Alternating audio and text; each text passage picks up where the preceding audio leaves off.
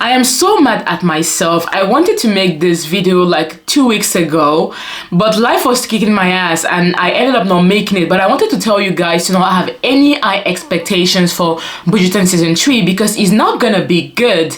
And now that it's out, I don't get the luxury of telling you guys that I told you so. Either ways, let's break it down. No way. Hi guys, it's your girl Tommy. Welcome back to my channel. So on this channel I do video essays about how to write a good story. If you're a writer and you're interested in how to make your writing more interesting, consider subscribing. I am also a big fan of Bridgerton. Well, my relationship with Bridgerton is kind of like a love-hate relationship. Like, I love it, but at the same time I don't. So yeah, I also talk about Bridgerton. So if you love Bridgerton, consider subscribing also, because I am gonna be talking about the books and the series often on this channel. I'm going to start this video by warning you guys because I am going to be talking about the books in depth and also the previous shows. So if you're wary for spoilers, proceed with caution. That being said, this video is going to be a mix between a rant, an analysis, a review. I am going to try my best to give this video some structure, but it's going to come out the way it wants to come out. So bear with me on this. So let's start by the characters and then I'm going to start talk about the show in general and we'll go from there. So Colin is not a good lead. Colin is not a good lead because Colin lacks substance. We still don't know who Colin is. It's not interesting to have Colin on screen because Colin is not an interesting character. And he's not an interesting character in the sense that we know who he is and we don't find him interesting. It's that we don't know who he is. They kind of gave him a do-over, like a physical do-over and also an internal do-over. They turned him into this heartthrob, like this very sexy shredded guy or whatever, but it just feels really shallow and hollow. Like he's always doing this, like whatever that is, and I'm like, who is Colin supposed to be? He is not interesting. And do not get me wrong, like Colin wasn't interesting in season 1 and season 2, but it doesn't mean that they couldn't have made something out of Colin in season 3, because if I had to compare him with Anthony was hated in season 1. Like Anthony season 1 is awful. Like that guy was just like, nobody came out of season 1 of Bridgerton thinking that Anthony was gonna be like, wow. People were wondering how they were going to survive season 2 because Anthony in season 1 was so hateful, like just doing too much. He was all over Daphne, was very sexist, it was very unlikable. But what the show did is that they did a wonderful job.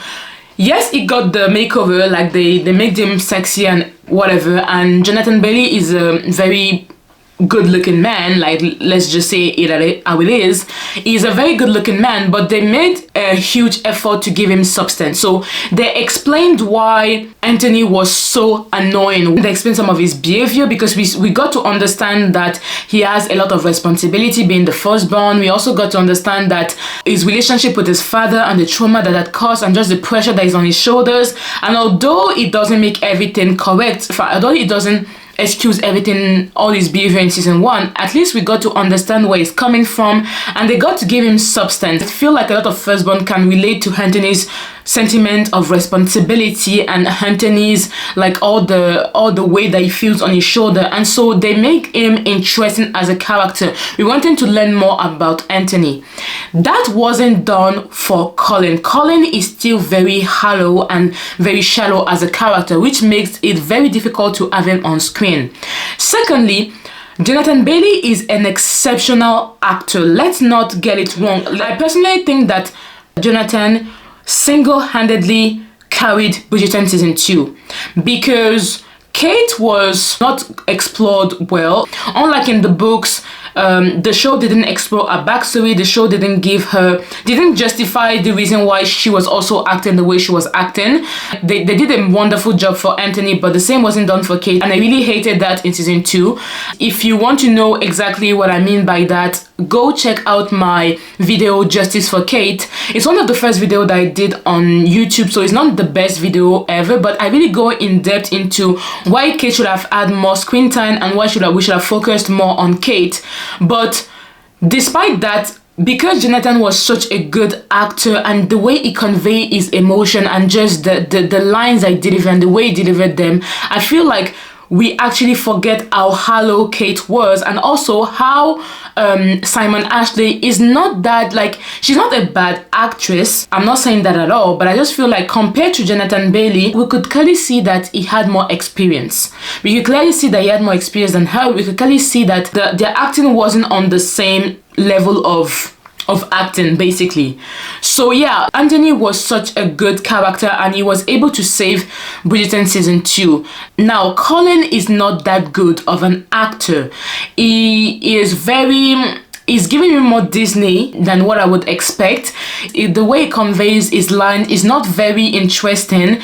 I'm thinking about the carriage scene when he was telling her that he loves her. It didn't feel the same. It didn't feel like I Burn For You of Regis and Page. It didn't feel like the bane of my existence of Anthony. It didn't feel like that. It just felt really hard. Unfortunately, Colin really has nothing for himself. Physically, I do not find him very attractive, and that is not that big of a deal, because I know a lot of people are like, oh well, it's because you don't find him attractive, so you think that the season is boring. That is not true, because you have some actors that on first glance you wouldn't find them attractive, but then they start acting and you're like, yeah, it's given, like, and you start saying things about them that, you know, you didn't see before. I'm thinking of George from Queen Charlotte. Honestly, George is not my cup of tea in terms of man, but his acting in Queen Charlotte, I was like, hi George, you know, like, if the guy was given something. Same thing for Jonathan Bailey. I don't think that he's the sexiest man alive, but his acting is exceptional and just makes him like, wow, it just gives him, it even makes him sexier. Colin is not, like, the actor who plays Colin is not attractive, he doesn't play well, and he lacks substance. So it makes him overall is not a really good lead. Now, you may be thinking maybe Penelope is going to save the show because, well, Anthony saved Bridgerton season 2, so maybe Pen can save Bridgerton season 3. That is not the case, because Penelope is a bitch. She's a bitch. She is unlikable, and she also lacks substance.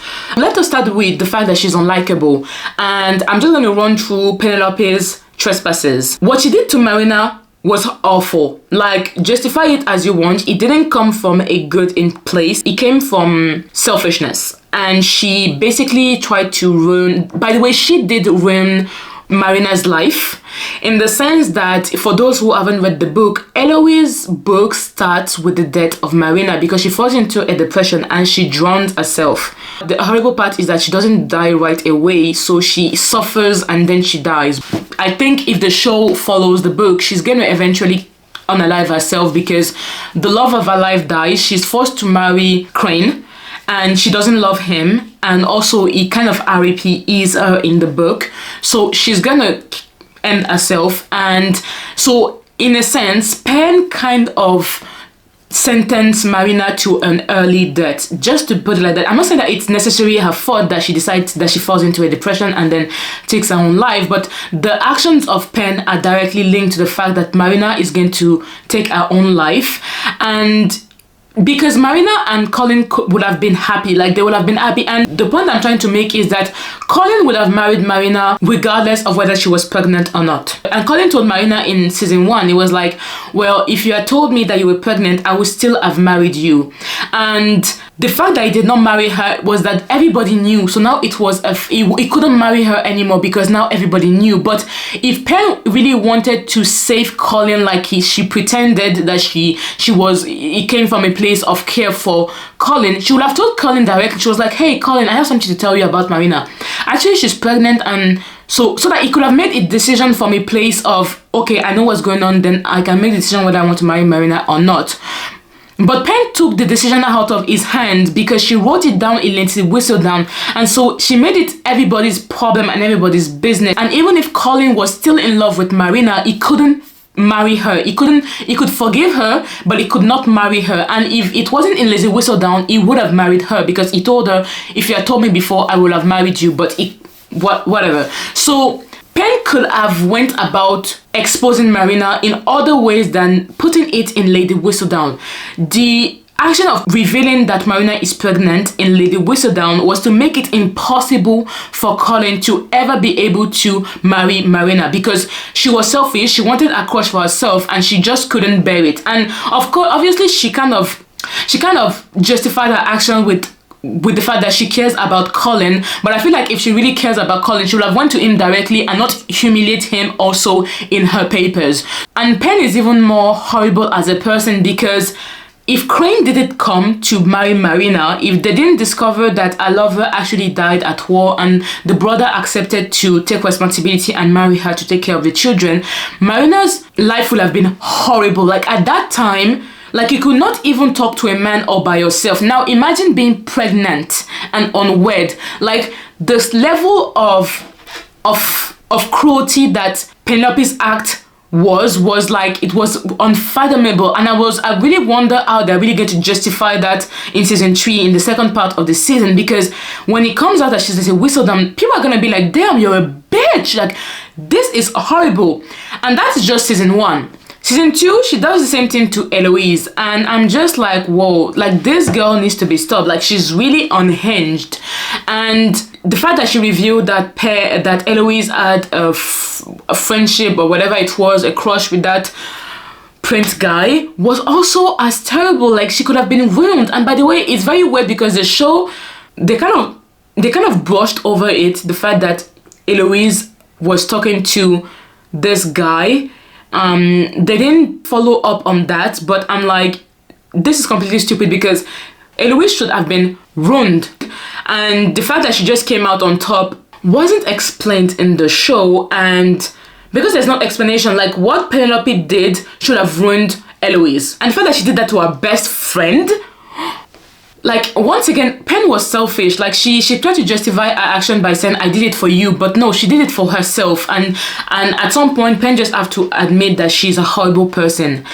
Now, the Pen of the show and the Pen of the book are completely different, because Lady Whistledown in the show and Lady Whistledown in the books are two complete different types of person. Like, first of all, Lady Whistledown doesn't have any real consequence to the show itself. There is no secret that is revealed. Nobody is getting exposed in Lady Whistledown. Lady Whistledown never wrote anything about the Bridgerton in the books. She never wrote anything about Eloise, about Marina. All those things that Pen did that crossed the line was only in the show, and I think that the showrunner made this decision because they wanted to add some drama to it. It's very important to differentiate Pen from the book and Pen from the show.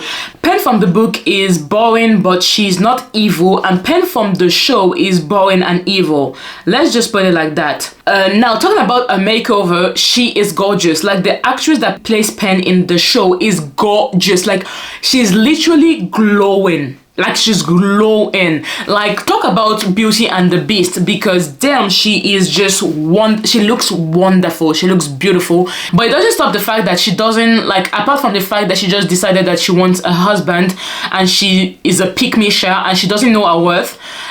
What is Pen's story in this season? Nothing. Like, it's boring. Like, both of our leads are boring.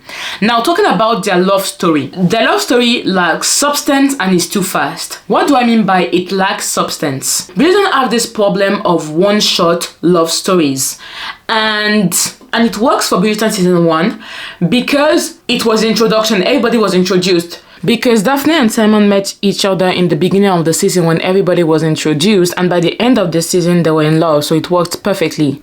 In season 2, Kate was introduced, so her and Anthony met each other in season 1, and by the end of the season they were in love. It doesn't work for Pen and Colin because they knew each other since season 1, so there is no reason for you to spend 2 seasons, Colin didn't even look at Pen for the last 2 seasons. Season 1, he was in love with Marina. Season 2, he was still longing for Marina because he went to visit her. And he even told Pen, yeah, I'm going to go and visit Marina. So he was still in love with Marina in season 2. And all of a sudden, in the matter of 2 or 3 episodes, you want us to believe that all of a sudden he loves her and he can't stop thinking about her. Like, except if there have been some scenes that were like, that we did not get to see, there is no reason for Colin to fall in love with Penelope in such a short amount of time. It doesn't make sense. It's too rapid. It's too fast. Plus, it wasn't prepared in the sense that if only they had actually prepared this love story, like they knew it was going to come, so I don't know why they could not spend some time actually preparing it, in the sense that Colin could have been in love with Marina in season 1, sure, but in season 2, there could have been even just a moment, even just a glance, where he looks like at Pen and he's like, damn, I'm feeling something. Like, I'm feeling something. Maybe he's confused and he doesn't know really how to put it, or maybe there's something, but you need to allude to the fact that he's actually kind of attracted to her, so that then you prepare, and then he can go on his adventure. Like, he can go on his adventures, he can leave Bridgerton, and then he can come back at the beginning of season 3 and then pick up where he left it and be like, oh damn, I still feel that thing that I felt for Pen. And then it makes sense because it doesn't come out of the blue, you know. And then also, like, Pen doesn't make him gravel. Like, she doesn't make him, she's really a pygmation. I'm like, girl, I was like, girl, get up, like, know your worth, like, go to a therapist, know your worth. Pen, like, Pen just took him back. Colin just decided that he wanted Pen, and Pen said, okay, you got me, and that was it. No fighting for her love, there was no deserving her, there was no actually being like, yeah, I need to fight for this girl. No, there was nothing. It was so rapid and it just didn't make sense, and so their love story is a little bit not interesting. Plus, they didn't have enough screen time because the show is all over the place. And to be fair, Bridgerton season 2 was also the case. Like, they're trying to do this cast ensemble, and there's just so many people and so many plot lines, and I'm gonna come to that in a second. But I would say that season 2 also had that problem, but it was less noticeable because season 2 wasn't cut into 2. There wasn't a part, like, we watched everything at once, so it wasn't really obvious that Kate and Anthony didn't have enough screen time. But since that Netflix decided to scam us out of our money and cut this thing into 2, it's obvious that they don't have enough screen time and that we are distracted by so many people. And no offense to the actors, I feel like the 2 leads, like, I can feel that they are trying their best and they are working their ass off, especially Pen. It's just not an interesting season. Now, let me do a rundown of all the other plot lines and all the other characters that come into play this season and that just take up screen time unnecessary. First, you have the Scameringtons. The Scameringtons are back, guys. The Scameringtons are back. Like, we wish that they weren't, but they're back. And it's funny because this season, it's normal that they're there because the story is focused on Pen, and obviously she's a Scamerington. But because they were so present in last season when they had no business being there, it's just like we are tired. And it's always the same problem. Like, they don't know that they're trying to scam somebody out of their money, and they have money issue, heritage issue. Like, I'm tired of this Scameringtons, especially because you can see that some of the scenes that they have is just for TikTok. Like, you can clearly see that the writers were very intentional in creating scenes that were very TikTok friendly. Like, let's be honest. And to be fair, like, okay, they're there for comedic relief and it's cool, but at this point, given how present they were last season, we are just tired. Like, we are done. Like, please, let us breathe. Release us. Release us, the Scameringtons. Release us. Then you add Kate and Anthony. Listen, thank you for your present. You can leave now. You're not adding anything to the season. Yes, you guys are making love, and Anthony is eating it up, but you should have put that in your season, because last season you gave us breathing in your face. And now you want to be taking off screen time to show us what you should have shown us last season. So your boat have sailed. Go with it, please. So yeah, Anthony and Kate are back. I hope they're not back for next season, like, or at least it's not that present. Like, limit it. Like, let's, like, we'll get it. You guys are in love. Go and live your life. Violet Bridgerton, I like what they're doing with Violet. I like the fact that she's finding love again. One of the things that I didn't like about the books, the idea is that Violet found love once and she's never going to love again. The rest of the love that she has left is only for her kids. And I always find that very unfortunate, because why? Like, I feel like she deserves love, and yeah, I like the idea that they're giving her a love interest. So yeah, okay for Violet Bridgerton. Cressida. Cressida, I like what they're doing with her because I know she's the villain. Like, Cressida is the villain of this season. Don't get it wrong. That this good Cressida that is trying to be good. I think I'm butchering her name, but I call her Cressida or Cressida, whatever. Cress. She's the villain. She's a bad bitch. She's still gonna show her true face in the second half of the season. But I like that they're trying to make her nice so that it's even more annoying when she shows who she really is. And yeah, I like what they're doing with her. Let's not spend too much time on her either. Like, whatever. The Queen and Lady Danbury. Oh my god. Like, release us. Release us. Release us. The diamond of the season narrative needs to die. Put that diamond back into the ground. We are tired. It was interesting in season 1. In season 2, it wasn't that even pertinent. And now in season 3, it's just you're just overdoing it. You're just milking the cow. Like, let's just stop it. Let's just stop it with the diamond of the season. It's not interesting. We are tired. I found it really unfortunate that after having an excellent season of Queen Charlotte, this is what they do with Queen Charlotte and Lady Danbury. It's very unfortunate, and I still don't understand why we do not see the prince and the princesses that are unmarried and eligible bachelor. I don't understand why they do not appear in Bridgerton. Like, it doesn't make sense to me. It doesn't make sense to me. There's a problem with that. It's not coherent because all these mamas should be running after the princess. A prince is above a duke, so if they're running after Simon in season 1, there's no reason why they should not be after this bachelor princess. Like, it just doesn't make sense. And Queen Charlotte and Lady Danbury, give them another storyline. Give them something else to do because we're tired. Release us. Benedict. They don't seem to know what they're doing him. Benedict is my favorite character from the book. His book is my number 1. And Benedict in the show is also my favorite character. And I am quite scared because I can see that they do not know what they're doing with him. He has this kind of underlining story about him not knowing what he wants to do with his art and not knowing who he is and blah blah blah, but it feels like he's fucking somebody's mom. He's clearly a mother effort. Like, he's just there. Like, I don't think that they know what they're doing with him. I wish that they would introduce Sophie now because there's a time jump in Benedict's book. So I wish that they would introduce Sophie now so that the time jump would make sense. But they don't know what they're doing with Benedict. To be fair, if they F of Benedict, I am going to lose it. I am going to lose it. Like, I am going to be so mad. Like, they can mess up Pen and Colin, whatever. I hate their book. But you can't mess up Benedict's book. Benedict and Sophie are my number 1. And right now, I'm really scared. Now, Francesca. I love what they're doing with Francesca. As an introvert myself, I really like the way they depicted Francesca. It's very accurate to the book. But Francesca is only in her own book. Like, you never really hear of her in other books. I like the fact that they show that she's very different from all the other Bridgerton.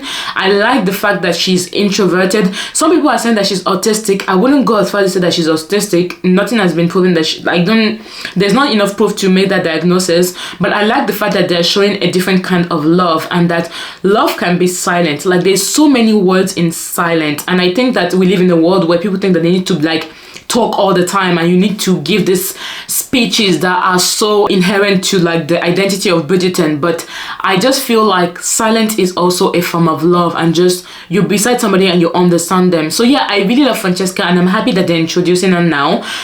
All I would say is that don't get too attached to John Starling because it's not gonna end well. John Starling is not Francesca's endgame. Her endgame is actually his cousin because, spoiler alert, John dies. They get married, they're very happy, but he suddenly dies. And John's cousin Michael has always been in love with Francesca. Met her on the day of her wedding to his cousin, so he did not intervene and he just admired her from afar. But when his cousin dies, well, he got his chance to be with her and she wanted a child and whatever. Francesca's book is excellent. It's actually quite good. And so if you ever want to pick up the Bridgerton books, I would really advise you to pick up Francesca's book because it's just that good. And yeah, but I find it interesting that they are really going into a love story with John because we all know that it's a very sad story. So don't get too attached, and if you get attached to the story, just know that you're gonna get your heart broken. I love what they're doing with Francesca. I just hope that they did the same with Benedict. Now, the boxer and his wife, everybody and their mama has been complaining about this couple. They don't understand why they're still here taking screen time. I think that there are two reasons why they're still here. They have not had a good track record of the way they treat their black actress and actors. If you do a rundown, all the black people that have been introduced in Bridgerton have not had a good fate at all compared to the white counterparts. And I don't think, well, I don't want to believe that it's intentional, but I think that they need to be aware of that, like the writers of the show or the people that are casting it to be aware that every black person that they have introduced have not been in the best of light. So if you start by the beginning, the Duke of Hastings, Simon's father, was a tyrant, an asshole, and a very awful man that basically killed his wife by insisting that she give him a child despite the fact that she was at risk. And the way he treated his son was awful, and he was a horrible man. We started the show by depicting a very poor depiction of black men. And then you have Marina. Marina literally has to die for Eloise, a white woman, to get her happy ending. And I think once again they're putting black people in situations where they literally have to forfeit their lives in order to make way for white people to get their happy. Like, it reminds me of Bonnie Bennett from The Vampire's Diaries. There was this plot point where the only reason why Elena was dead, remained asleep, was because Bonnie was alive. And so they put this black woman in a situation where she literally had to die for the fans to get what they want. Kind of like a side note, but The Vampire's Diaries, like, fans were awful, and a lot of them were already saying horrible things about her, and the writers always treated her like shit. She always had to die and sacrifice herself at the end of every season. And on top of that, then I put her in the middle, like put her as the thing that is stopping Elena and Damon to be united. And I feel like they do that a lot, where they just put black people in position where they need to forfeit their life in order for a white person to get their happy ending. And Marina is black, so once again a black woman gets to play that role.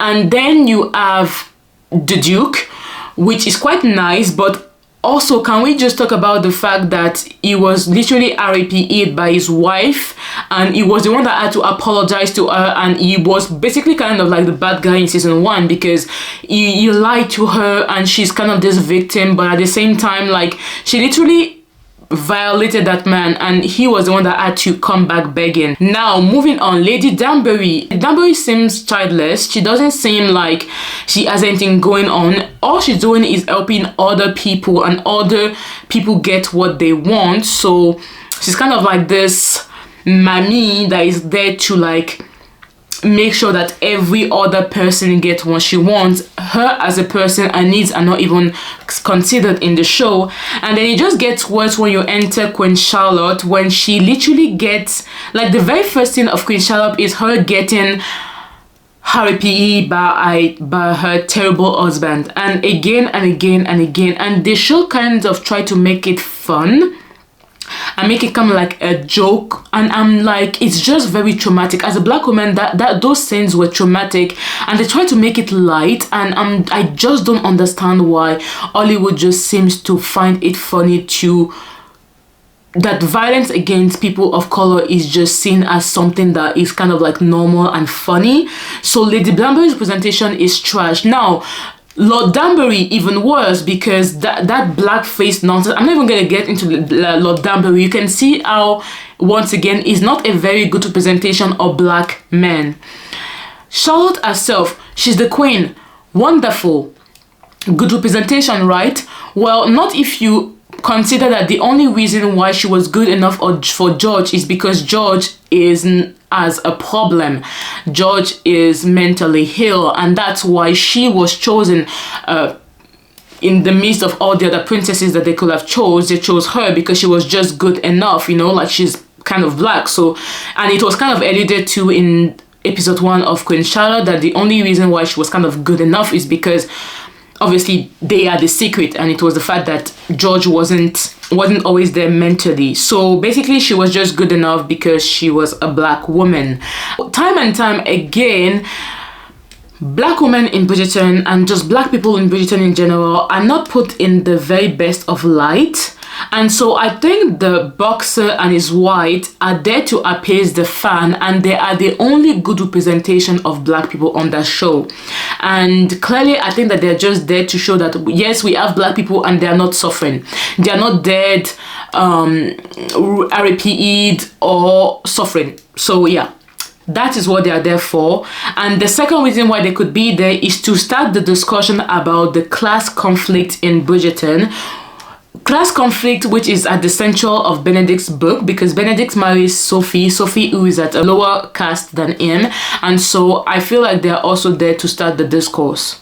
Or maybe they're gonna have a more important role to play in the second part of season 3, and we shall see. But right now, that's the only two reasons why I think that they keep them in the show. But overall, the show is terrible because the book is terrible. I didn't really like Bridgerton season 2, but at least there were really good moments, and those good moments were directly come from the show. Like Anthony and Kate's dynamic is in the books. Their dynamic, their interaction, all that is from the book. Same thing for Daphne and Simon. Their enemy to friends to lovers kind of dynamic is also from the book, and I think the show did a very good job translating that. The issue is that Colin's book is just boring. Pen's book is just boring. There's nothing redeemable in that book. Pen is boring. Colin is amazing in everybody's book except for his own book. In book 1, book 2, and book 3, he is the guy that is Benedict in the show. Colin is basically Benedict in the show, but Benedict on steroids, in the sense that Colin is so charismatic. Colin in the books is able to see things even before people are able to see them themselves. So, for example, he's the one that introduced Kate to Anthony. Like, he made this prank where he told Anthony that Kate was, like, he had to meet Kate because this woman was so in love with him. Like, he knew for a fact that Kate hated Anthony, and he decided to introduce them with this prank. But at the same time, he knew that they were gonna get along eventually because they were so alike. For Benedict and Sophie, he was the first person to see if Benedict with Sophie and to be like, okay, this is the girl, this is the one. So each time in the books, Colin is that character that as a reader you can relate to and you want to see more of him, and every time it comes like on the page, basically it's always a delight to see Colin. Colin in book 1, 2, and 3 is a delight. Like, he's amazing, and I was actually excited for his book. But then you get into his book and you realize that Julia Quinn, the writer, decided to change his character entirely and just made him awful. Like, in his book, he's so awful. It's awful to Penelope. Now I'm going to be talking about the book. The reason why I hate Colin so much is because Colin in his book is a bitch. He's a bitch. He's a whiny bitch. All that charisma that he gave us in the previous book did not reflect in his book at all.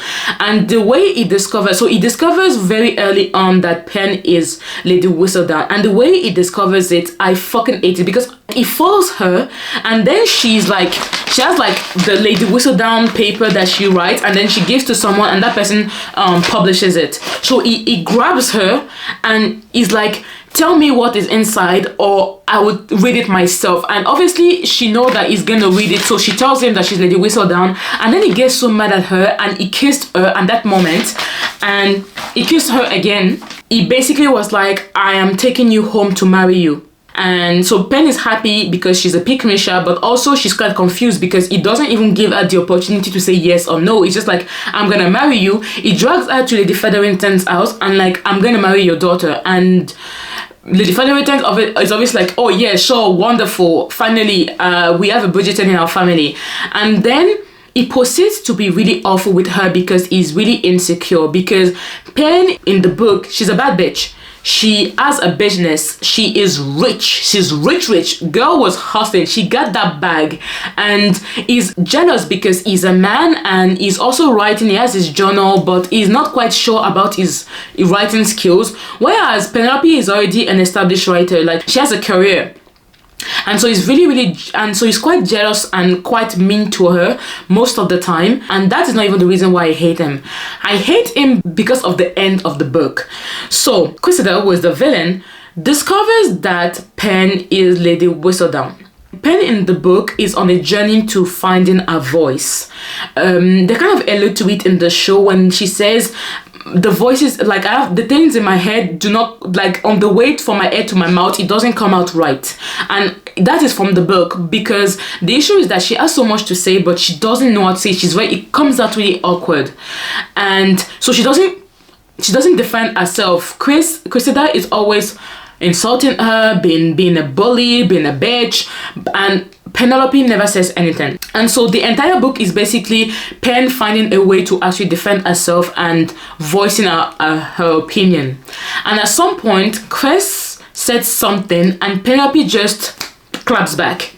And she claps back, and finally what she's thinking in her mind comes out, and it comes out right. And it's amazing, right? And everybody is pleasantly surprised, and Cressida is humiliated. She is so mad, and she's like, how dare you? So she leaves. Well, at this point in the book, Pen has given up writing Lady Whistledown altogether, because now she's married to Colin, and Colin basically told her, listen, you can't continue doing Lady Whistledown, you're my wife, whatever. And Pen has been single for a while. She's pushing 30, and so obviously when this man comes around, like the man that she has always wanted, asks her to give up her life's work, like the pushover that she is, she accepts. So she has already stopped writing Lady Whistledown. Now, Cressida wants attention. She is a sucker for attention, and so she pretends to be Lady Whistledown, because Lady Whistledown have not been publishing for a while, and everybody's wondering what's going on. And so she decides to copy Lady Whistledown and basically take up Pen's life work. Pen is not having it at all. She's like, no, you're not gonna bully me and then on top of that pretend to be me. That's impossible. Like, anybody but not Cressida. So against what she had agreed with Colin, she decided to publish a very last issue, basically saying that Cressida is a liar and that she's not Lady Whistledown. And while addressing Cressida, she used the same expression that Pen used, like she used when she insulted Cressida a couple of days ago. But the issue is that Pen makes a mistake, because she used the exact same expression that with which she insulted Cressida, and she used it in Lady Whistledown. So obviously when people read Lady Whistledown, nobody noticed that it's the same expression except for Cressida that she insulted, because as soon as she read the paper, she was like, oh, wait a minute, this is exactly what Pen said to me like 2 days ago. And it just clicked in her mind that Pen is Lady Whistledown. Now Cressida is a cunning bitch, because instead of exposing Pen, she tells Pen, like, listen, all that money that you have been making with Lady Whistledown, you're gonna give them to me or I'm gonna expose you. And so Pen is in a panic. So she runs home and she tells her husband, Colin, and Colin, like the bitch that he is, starts bitching around. So he lashes out at her, and he basically just tells her, I'm gonna deal with it, I'm gonna take care of it, and he just leaves. And she's at home and she has 24 hours. She has before the Bridgerton ball, to give Chris the money, or she's screwed. And Colin leaves her for the entire day and she doesn't know where he is. So she's at home, she's stressing out, she doesn't know what's going on. And then she receives a message from a valet which Colin sent to her, telling her to come to the Bridgerton house. So she goes. And when upon arrival, she meets Benedict and Anthony, and they are basically amazed. They're like, oh my god, you're Lady Whistledown, we are so impressed, wow, Pen. And the thing is that Pen is shocked because she wasn't prepared for the entire Bridgerton house to know that she was Lady Whistledown. Colin didn't tell her about his plan, he didn't tell her what he was gonna do. He just left and started making decisions for her left and right. So when she arrives, Anthony and Benedict already know that she's Lady Whistledown. So that's the first slap in the face. And then she realized that actually it's the night of the ball, so there is a ball at Bridgerton house. And before she even gets the chance to talk to Colin, he takes her and he drags her to the middle of the ball, and he calls for the attention of everybody, and then he says, well, my wife is Lady Penelope, my wife is Lady Whistledown. And everybody, second slap on the face, because another second shock, she wasn't mentally prepared to tell everybody that she was Lady Whistledown. And everybody is amazed, everybody's clapping, and everybody's like, cheers, bravo, Pen, you're amazing. And I really hated that scene. I really hated that scene because Lady Whistledown was Pen's legacy. It was Pen's accomplishment, and the entire Pen story arc in that book was her finding a voice. And if anybody was going to reveal who Lady Whistledown is, it should have been her.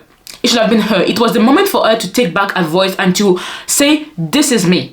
Look at me now, this is me, I am Lady Whistledown, I am Pen, and to kind of like combine a split personality of Pen the Wallflower and Pen Lady Whistledown. It was a moment to take back our identity, and I really hated the fact that this man, this garbage man, decided that he was gonna take, like he was gonna make it all about himself, and he took that opportunity from her.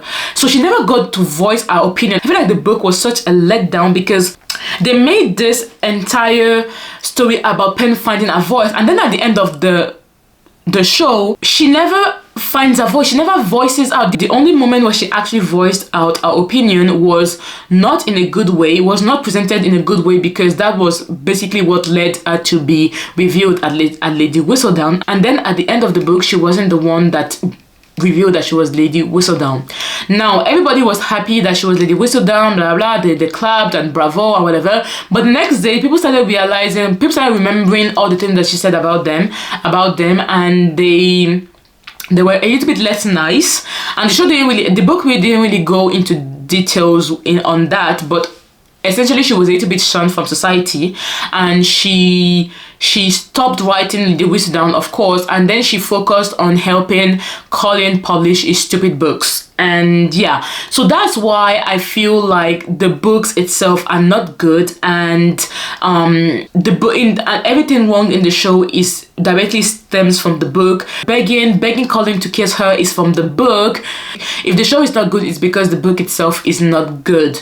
Now, what do I expect from the second part of this season? I think they're gonna follow the book quite closely, and it's unfortunate because I don't think it's gonna be that good. Now, do I think that it's gonna be as bad as the first part? No. I think the intrigue about will they discover that she's Lady Whistledown, yes or no, is gonna be interesting, but it doesn't stop the fact that this season is not gonna live up to the expectation. I hope that the next season is Francesca's season, and then the next one is Eloise's season, and that Benedict comes last, well, before the other two kids, because I want Benedict's book to be good. I want those showrunners to take their time and to give me a good story about Benedict. Anyways, that's it, guys. Thank you guys for watching till the end. Don't forget to like and subscribe, and to give me and tell me in the comments what you thought about this first half of the season. Did you actually like it? Do you think that it's gonna get better? And yeah, just let me know what you think in the comment down below. On that note, keep on reading, keep on watching. I'll see you next time.